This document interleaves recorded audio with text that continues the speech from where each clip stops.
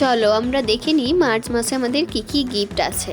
তো প্রথমেই আমরা দেখতে পাচ্ছি সুন্দর পারফিউম। এটা যারা নভেম্বর মাসে লাস্ট অর্ডার করেছো, এই মার্চ মাসে যদি সিঙ্গেল অর্ডার তোমরা 3000 টাকার করো, তাহলে 299 টাকায় পেয়ে যাচ্ছ সুন্দর একটা পারফিউম, যার স্মেল অসাধারণ।